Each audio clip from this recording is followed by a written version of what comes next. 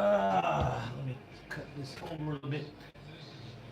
What's up, guys? How we doing? Welcome to the show, Cowboy Crunk, coming to you for live from Kabul. I'm back on my live situation because, as you guys know, the internet over here it makes it difficult to load videos. It makes it difficult to do stuff over here that I don't have options to do anymore. So gonna stick with the live shows. It's probably better for you guys that way. I enjoy talking to you guys. I have the normals that come through, and we get to hang out and chat. Today's show, I want to get started on the New York Giants preview. What we could be looking at this weekend.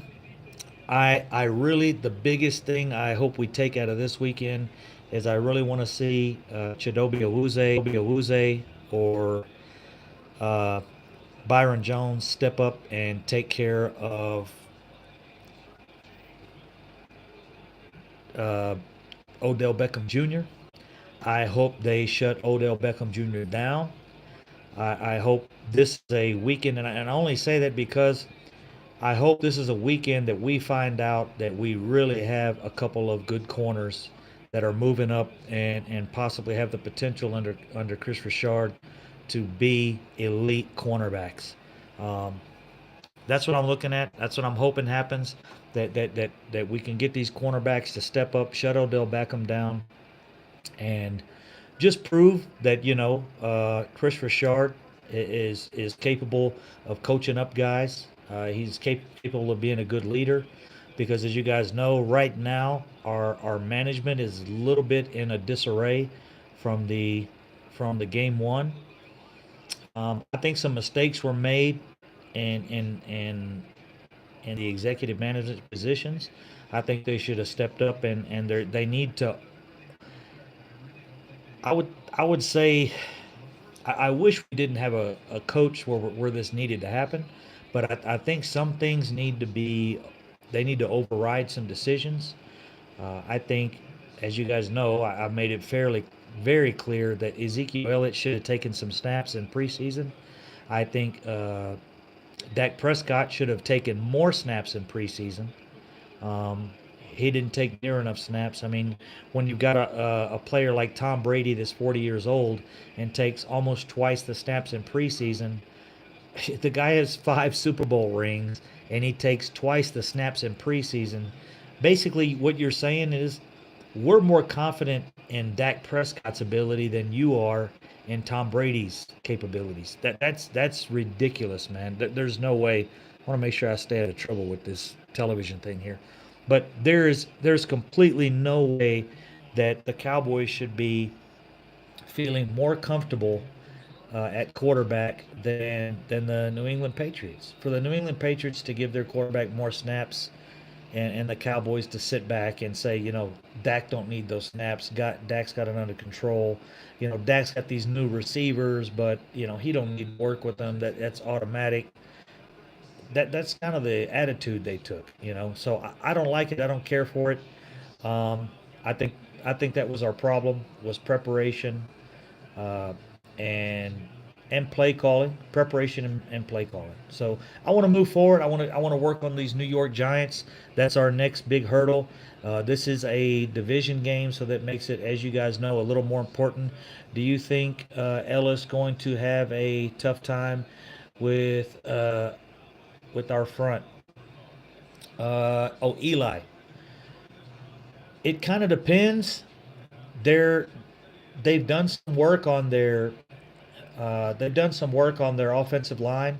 They picked up a guy, and then they also drafted a guy, and I can't recall the names off the top of my head. But I know that their top draft pick. Oh, of course, Rodriguez. Was that it? Gonzalez. Shit. Now I can't remember. Hernandez. Now my wife's Hispanic, guys, so you guys can't fuck with me because I get Rodriguez, Gonzalez, and Hernandez mixed up. That's she's probably laughing right now. Hernandez, and that was who I wanted. Will Hernandez was who I wanted as our first round draft pick. Connor Williams, Good pick. I think he's right there. I think Will Hernandez is a beast. I think he's a future Hall of Famer. And I hope Connor Williams can follow in those footsteps. But Will Hernandez, of course, has had a little. Yeah, sorry, honey. Got a comment there. Anyways, um, they their line is, of course, is still gelling. We got to realize offensive line. It's almost like a basketball team. It really, really is. And your center, he's kind of like your point guard. Your center's like your point guard. Your offensive line is like kind of like a basketball team. You gotta work together. You gotta work as a team. You gotta almost work like synchronized swimmers, or any other sport you could think of where you guys work. You work together, and you're cohesive, and you talk, and you work as a team. That's the way it is. Um, you can't have one guy that just decides he wants to do his own thing on the offensive line, or um, so New York's offensive line is still trying to get that cohesiveness. They didn't play too well the first game. I expect them to play better against us, even though our defensive line is better than what they played last week. And then we got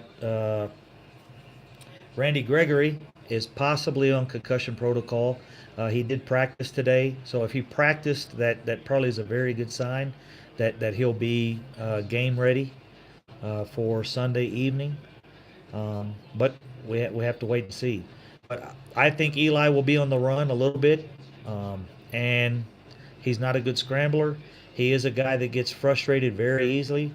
If you guys have never looked at his stat line, look at Eli Manning's stats, and his interception to touchdown ratio is ridiculous. I mean, nowhere near like what a you know Tony Romo had, Troy Aikman, any of those guys. And the dude has two Super Bowl rings. It's kind of very disrespectful to Tony Romo for him to have the stats he has, and you compare Tony Romo's stats to Eli Manning's, and they're nowhere near. Eli, not Cam Newton. LO. Yeah, that's true too. Oh, Stevie Mac, you're back. Hey, bro, I missed you, brother.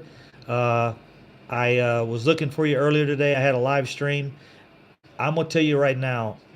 Just keep putting D Law on Eric Flower, bro. You are on top. You are on top of it because I wish I knew where D Law was. I wanted to send him like lunch. I'd love to send him like a to go lunch, like buy lunch for him, have it delivered, and buy him a. They have some things. I don't know if you live. Oh, you're in Tennessee. Um, in the city, you can some of these restaurants they have weird shit, but you can order a salad made with flowers.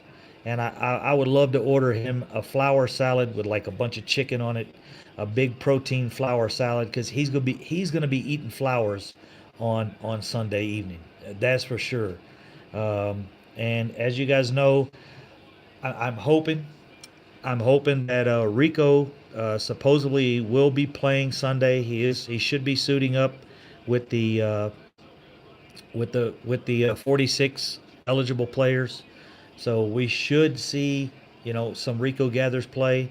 That's going to help us out, I think, quite a bit. If they can even put him in as a decoy, have him run some pass routes and draw the defense, pull the safeties, lining up in the slot, and at least if you line him up in the slot on the left side, and you have him, you know, kind of run a route that sticks to the left side, what you end up doing is you pull that safety to that side, and you maybe even pull a linebacker as well. So those are the type things that'll open up the middle of the field on the right side. That'll give Cole Beasley, your guy in the slot, more more space to get open, more space to run his routes. Um, and we just don't have that threat right now at any level. We don't have it as receiver. We don't have it as tight end. We don't really even have it out of the backfield. Um, we really don't even have it out of the backfield with Ezekiel Elliott at this point. And the reason is they're stacking the box. Uh, The concept around the NFL to stop the Dallas Cowboys is stop Ezekiel Elliott and shadow Dak Prescott so he can't, run the ball. And that's it. If we can't run with Ezekiel Elliott, we can't run with Dak Prescott. They're gonna make us beat them with Dak Prescott from the pocket. And the way he played Sunday, that's not gonna work. Um, and people can talk down about Dez. If Dez could come back at this point right now, I can assure you 100%, I would be completely uh, happy with Dak coming back right now. I'd have no problem. We probably see a lot of Swaim on Sunday. Okay, yeah, that's depressing. He'll be blocking a lot to help out the O line. Yeah, that's true. I don't know where you picked that up at, or if that's just something that a thought you had, but that does seem very likely. It does seem uh, very workable. I would be happy with that, with Swain being there to help block, because Ezekiel Elliott, I don't think he got enough carries. He had 15 carries for 69 yards, which is not a bad. It's not a bad yards per carry. It works out to like 4.8, I think, or something. The thing is, he got those carries in situations where some of it was third and 26, some of it was, second and 20, second and 18, and of course you're going to get 3 or 4 yards on a carry like that. But yeah, the run game just was kind of dehydrated. I didn't feel like we accomplished very much with the run game at all. Offense needs to get their shiat together. Yes, they do, Brandon. Completely agree. I just think really they didn't work together as a unit. Basketball, excuse me, football. I was talking about basketball earlier because I was relating some things to my basketball career, but not career.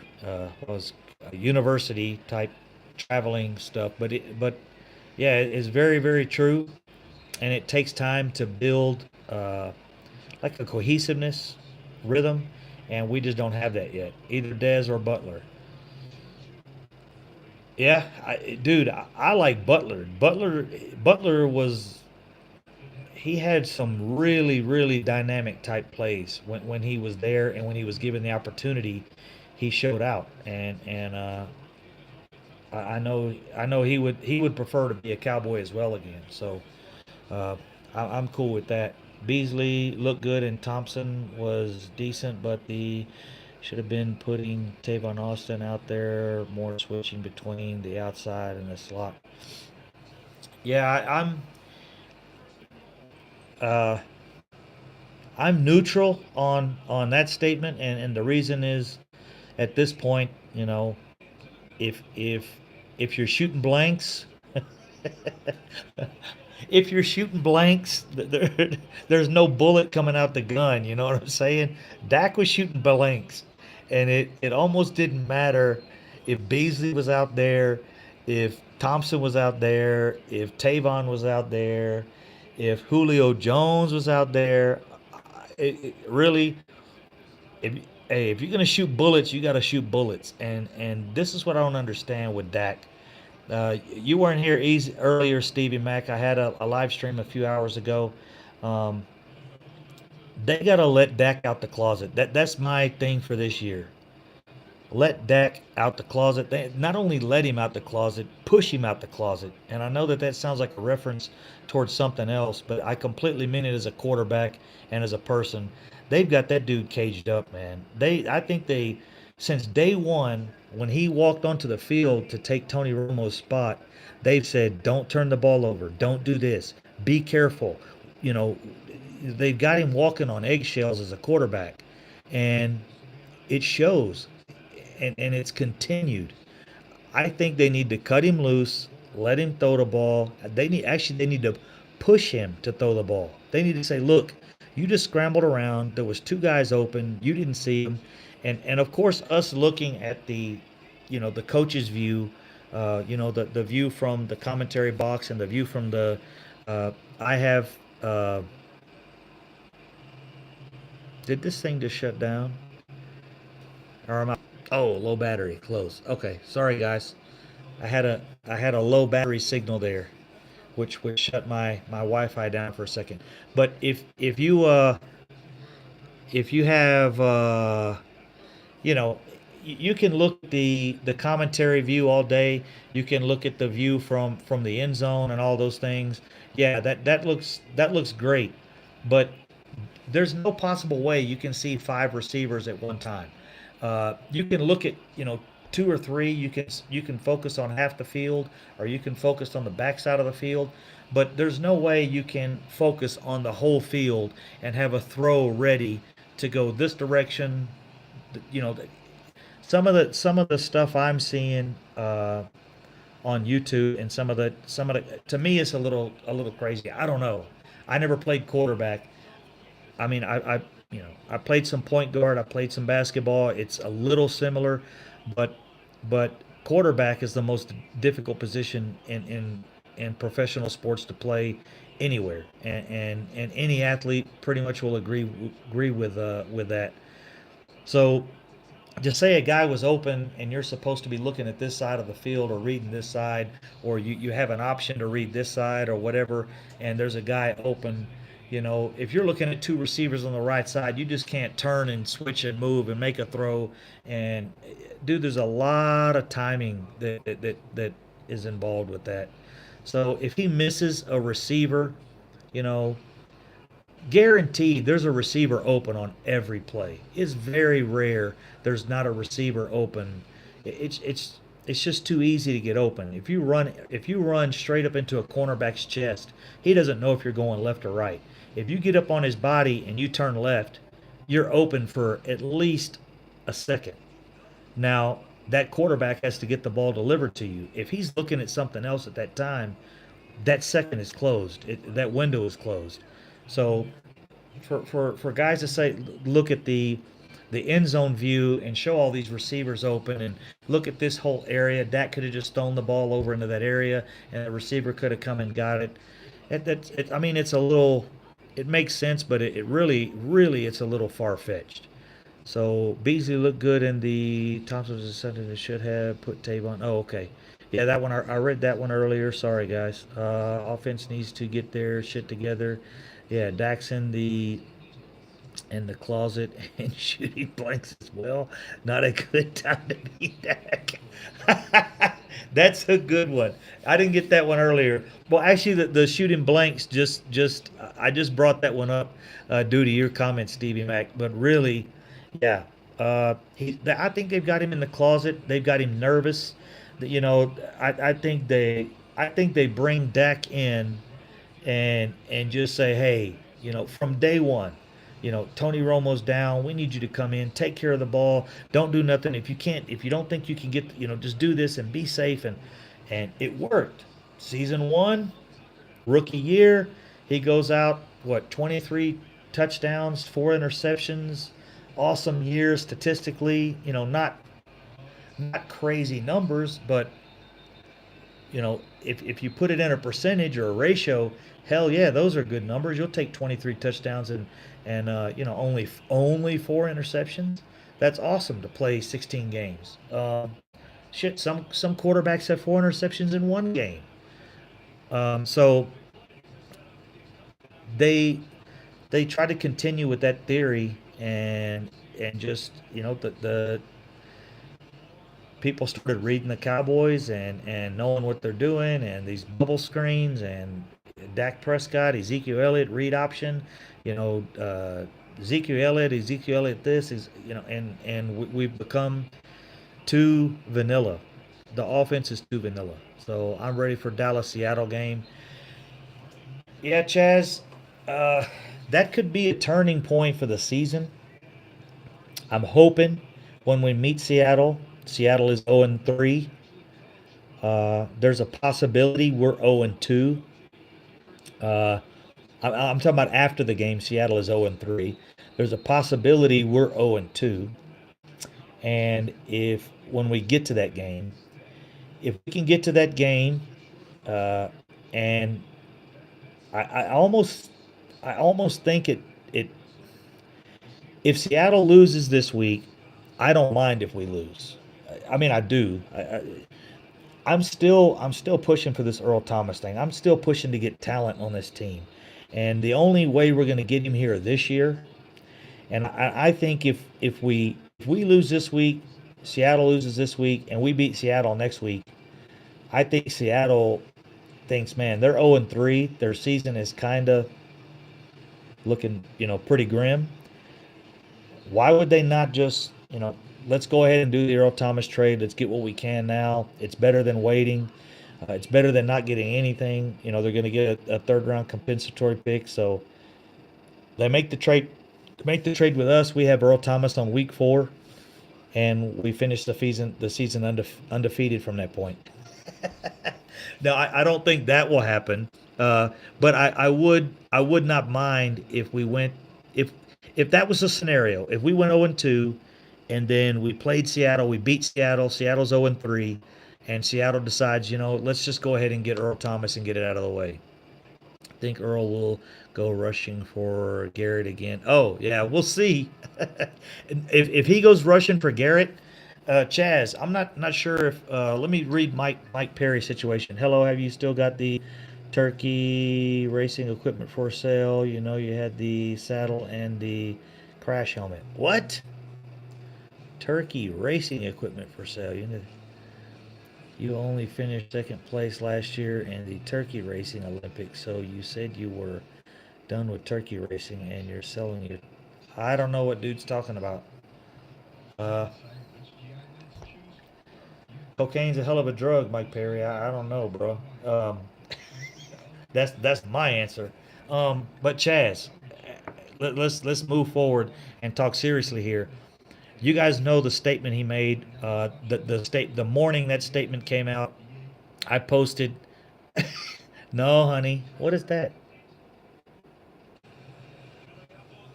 I don't know what you posted, but you're something. Oh, my phone. I don't know. I don't know what that means. I can't read emojis.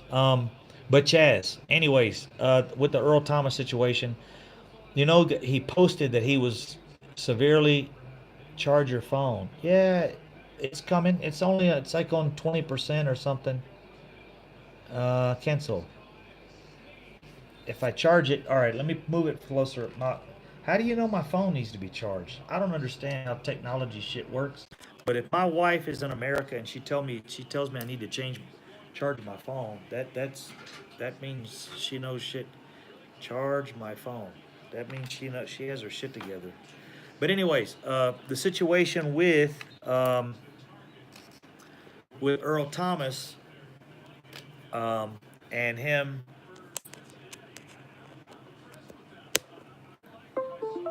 Sorry, guys, and him going to the locker room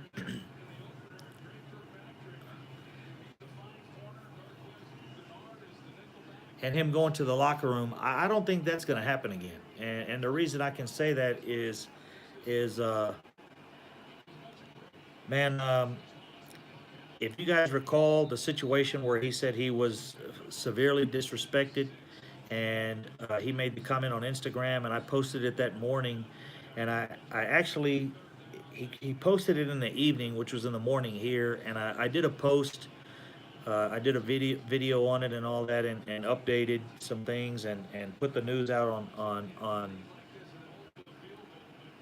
Yeah, I know. I got it on the corner, and I should be good, but I haven't had any problems as long as it's not like the full screen. I got the volume on, um, but with the Earl Thomas thing, I think Earl Thomas is pretty pissed with the Cowboys, and I don't know that he's interested right now. I think he's interested in proving his point this year, and the reason I say that is I've stated this a few times, and one or two you might have heard it already. But when Earl Thomas came to the locker room and said, "Hey, come get me," if you notice, at that point in time, we were supposed to go into the draft and look for a safety. When we went to the draft, we had no conversations, no issues, no discussions about picking up a safety at all. We had 10 picks. We had plenty of opportunity to pick up safeties, and we did nothing. The only thing that we supposedly did was in the second round when it came time to pick Connor Williams, we looked at trading that pick to Seattle and getting Earl Thomas then. We didn't do that. We took Connor Williams. They felt that Connor Williams was more valuable to the team than Earl Thomas. Since that day, there has not been one conversation about the Dallas Cowboys getting a safety. Even though we're undermanned, even though we're thin at that position, even though the safeties we actually have, the Cowboys, I don't think are 100% keen and locked in on. But you can notice also all the other safeties that were out there during free agency. We didn't look into them either. We didn't look at Tyrann Mathieu. We didn't look at Kenny Vaccaro. We didn't look at the Bengals had that guy Igayu. None of those guys the Cowboys looked into. So if we didn't look into those guys, I think the reason that we didn't even look is Earl. We had told Earl Thomas from the summer on. During the summer, when the not the summer but the winter, during February, March, April timeframe when we were preparing for the draft and all those things, it was expected by Earl Thomas and the Cowboys that we were going to make a trade for him. The problem is, um, the problem was that Seattle had a steep price for him, and they knew what the price was coming out of the draft. But after the draft, things kind of changed, and we expected to get him cheaper, and the Seattle was sticking with the price. So as time went on, and things happened, and the Khalil Mack trade came through, and Khalil Mack went for two first rounders. Earl Thomas is thinking, hold on, Khalil Mack two first rounds, and the Cowboys won't give a second round for me. So actually, the Cowboys offered a second rounder, and then Seattle said, no, no, no, not anymore. We don't want a second rounder. They want more than that. Now we were never told what more than that was, but the Seattle Seahawks did not see it accept the second offer we made. And of course, Earl Thomas is sitting there saying, Cowboys said they're coming to get me. They need to up the price. Seattle's asking for more. They need to respect it. They told me they're coming to get me. I'm holding out. I put up this big fight during preseason and OTAs and minicamp, and I've set out like the Cowboys wanted me to. Why are they not coming to get me? Well, we tried, but the price was too high. But I can guarantee you, Earl Thomas doesn't think that price is too high. I can assure you that Earl Thomas thinks that he's worth that. And if Earl Thomas thinks he's worth that, then I'm sure he's also disrespected not only by Seattle, but he thinks he's disrespected by the Dallas Cowboy management for not coming through and finishing that trade. And so that's my thing with the Earl Thomas thing and the disrespect thing. He's not just disrespected by Seattle. He's disrespected by the Cowboys because the Cowboys were supposed to pay for him and move him. And he put up the front, he put up the wall, and he wanted the Cowboys to break that wall down and bring him out. And we said, no, no, no, that wall is too big. That wall is too thick. We don't. So that's where it went. And Earl Thomas, I think the situation is done for now, unless Seattle completely falls apart and Dallas would have to be like a 50-50 team where we need something. We need something to help us. And that situation could come about. Um, you think Rico's going to play? Yeah, Rico should play Saturday or Sunday. He'll be suiting up from what I just read earlier, right before I started the video. Earl not worth giving up first round pick. Um, Earl Thomas is worth two first round picks to me, if, and we can't see the future, so I can't say that. If this year is a situation where we go 11-5 and we make the playoffs and lose in the second round, or lose in the NFC Championship game on a close game, No, no, no. I'm just saying if, if Mike. I mean, we can't read the future. Michael Lucas, we can't read the future, right? But if you think about right now, where do you think the Cowboys are going to get? Truthfully, where do you think? Do you think they're going to make the playoffs?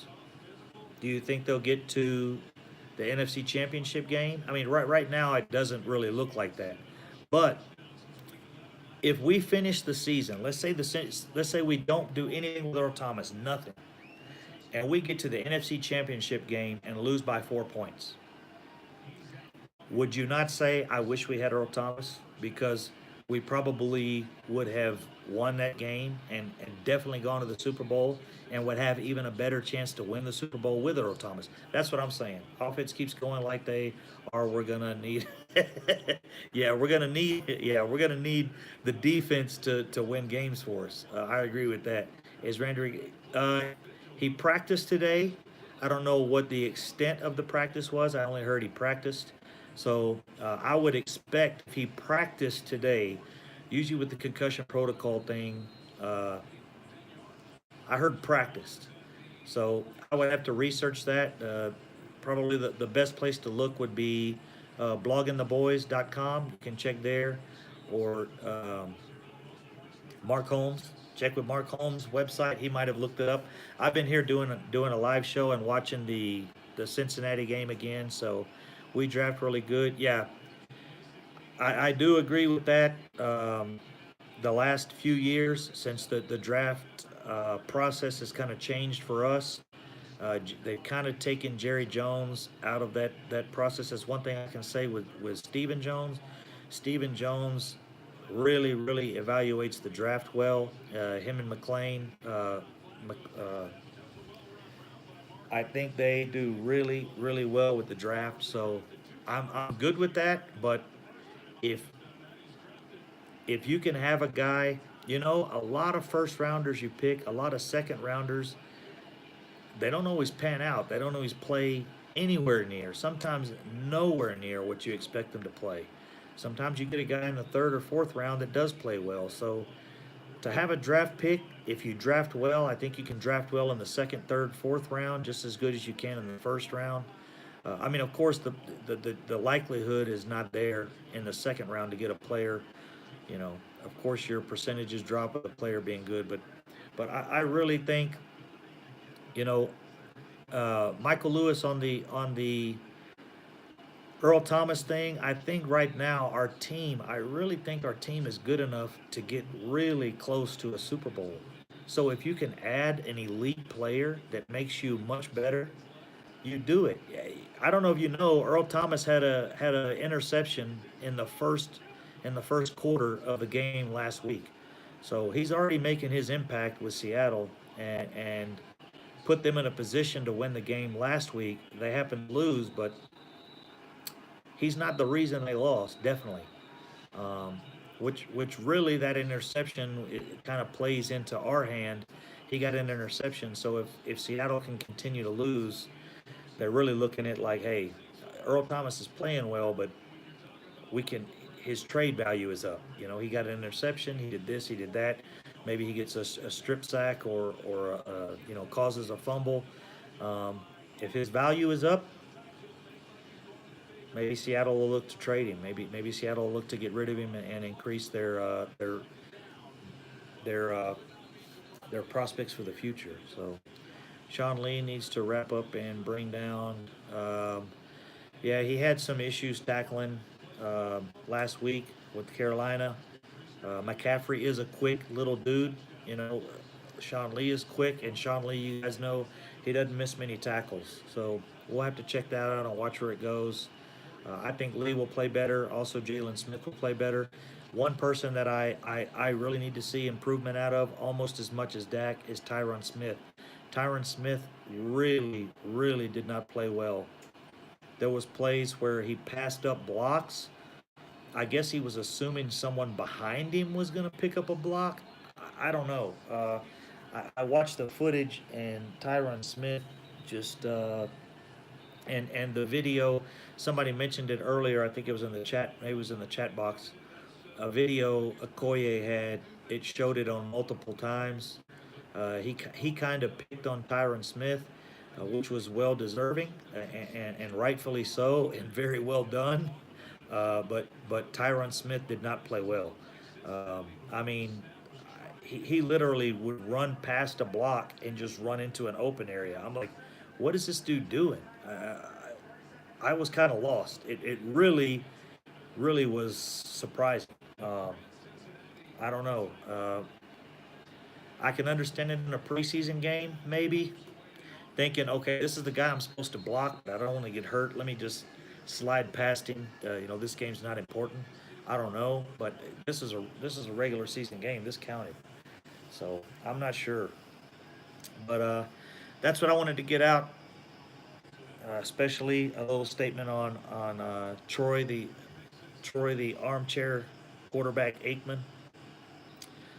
I think that statement was not addressed to him. Some of the guys on ESPN are discussing that and talking about why is Jerry, harassing Troy Aikman. He's just doing his job. But Ezekiel Elliott definitely needs more rushes than 15, and he averaged almost 5 yards a rush. So how can you go away from that unless 5 yards a rush is not going to get you a touch? I mean, a 5 yards a rush is not going to get you a first down if you stay in constant uh, penalty situations. And the Cowboys were pretty much in constant penalty situations. So we'll see, guys. The Giants coming up. I'm going to do a little research. I'm going to lay down, put a Giants game on, check that out, and watch their game from last week, see how their offensive line is doing. I can tell you this. Uh, Demarcus Lawrence is going to chew Flowers up this week, bro. That is one of the biggest flop picks. You know, Flowers was supposed to be their version of Tyron Smith. I mean, he really was apparently that good in college, and he's done nothing in the NFL. So let's see. We'll see if Demarcus Lawrence, if D Law can get, maybe we can get him 6 sacks this week. Yeah, he's gonna get worked. He's gonna get worked. He's gonna get bent over and worked. And hopefully Dak will come out the closet. We need Dak to come out the closet and be a quarterback, not be in the closet and be whatever he is in that closet is not a quarterback. He hasn't been that this season. And Dak is too impressive of an athlete, too impressive of a person to play like he did last week. I don't expect that again. So hopefully something will change, uh, and we'll go from there. We'll see, guys. We got about 48 hours, a little more than 48 hours till game time, and we'll check that out. I will be watching the boxing situation. Triple G, looking at this uh, boxing scenario. We'll check that out as well. So I appreciate it, guys. Thank you very much. Dak needs to throw the ball a lot quicker. 100% agree, man. There's he didn't have a lot of time in the pocket. I will agree with that, and he needs to just get rid of the ball quicker. These things across the middle, they need to cut out these bubble screens and trying to work the offense left and right. They need to move up the field a little bit, and I think Rico Gathers is the only person that can help him with that. Even though he has very little experience, they got to just take the rookie, and he's not a rookie. By rookie, I say rookie sometimes, and I'm meaning the guy that's young, that don't have a lot of experience. But Rico's a beast, man, and he will be a beast if they give him the opportunity. So I appreciate it, guys. Take care. This weekend, Cowboys take a victory. That's what I see as. So here we go, guys. Peace.